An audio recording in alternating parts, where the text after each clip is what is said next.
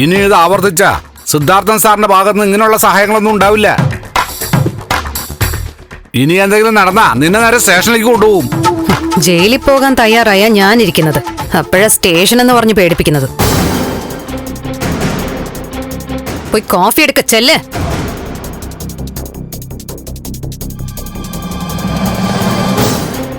നിങ്ങളുടെ സിദ്ധാർത്ഥ് സാർ ഇന്നലെ എന്നെ കവളത്തടിച്ചില്ലേ? അതിനങ്ങേരെ കൊണ്ട് ഞാൻ എണ്ണി എണ്ണി മറുപടി പറയിപ്പിക്കും. സിദ്ധാർത്ഥൻ സാറിന്റെ പേരുച്ചരിക്കാൻ നിനക്കെന്താടി യോഗ്യത? അങ്ങേരുടെ മകളാണ് ഞാൻ. അത് തന്നെയാ അയാളുടെ പേരുച്ചരിക്കാനും അയാളെ എന്തും പറയാനുള്ള യോഗ്യതയും. കുറച്ചുകൂടി അങ്ങോട്ട് ചെന്നോട്ടെ. അയാളുടെ മോളെന്ന നിലയ്ക്ക് ഞാനല്ല, എന്റെ അച്ഛനെന്ന നിലയ്ക്ക് അയാളായിരിക്കും അറിയപ്പെടാൻ പോകുന്നേ. ഇന്നലെ അയാൾ അടിച്ചപ്പോ ഞാനിവിടെ നിന്ന് ഇറങ്ങിപ്പോയത് എന്തിനാണെന്നറിയാമോ? അയാളെ കൊല്ലാതിരിക്കാൻ വേണ്ടിയാ. കുറച്ച് സമയം കൂടി ഞാനിവിടെ നിന്നിരുന്നെങ്കിൽ അയാൾ ജീവനോടെ തിരിച്ചു പോവില്ലായിരുന്നു.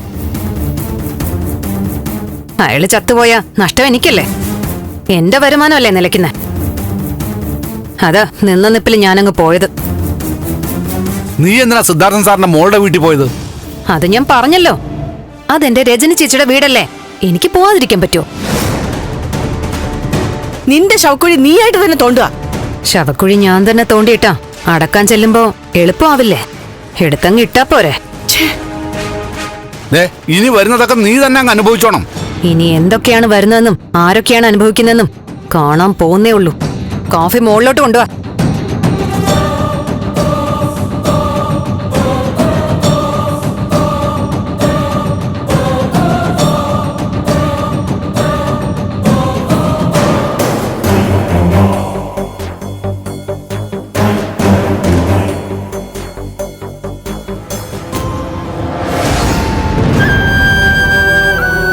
ചിലപ്പോ പ്രഭാവതിക്ക് എന്തെങ്കിലും മാറ്റം വന്നിട്ടുണ്ടാവും. അല്ലെങ്കിൽ ഇങ്ങനെ സാറിനോട് പെരുമാറില്ലല്ലോ. അതൊന്നും പറയാൻ പറ്റില്ലമ്മേ. മറ്റെന്തെങ്കിലും മനസ്സിൽ കണ്ടിട്ടാവും അമ്മ ഇങ്ങനെയൊക്കെ ചെയ്യുന്നത്.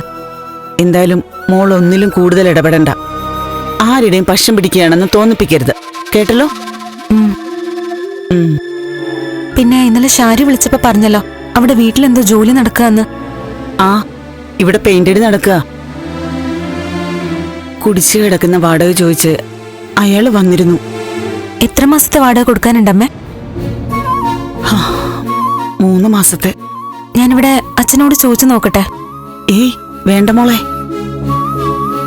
നാളെയോ മറ്റന്നാളോ മാധവേട്ടന് ശമ്പളം കിട്ടും. മറ്റന്നാള് അച്ഛൻ വരൂന്നാ പറഞ്ഞത്. എന്നാ കുഴപ്പമില്ല. എന്തെങ്കിലും ആവശ്യം വന്നാ പറയണേ. ആ ശരി മോളെ. ഫ്ലവേഴ്സ് സ്മാർട്ട് ഷോ ശനി ഞായർ ദിവസങ്ങളിൽ രാത്രി 9:30 ഫ്ലവേഴ്സിൽ.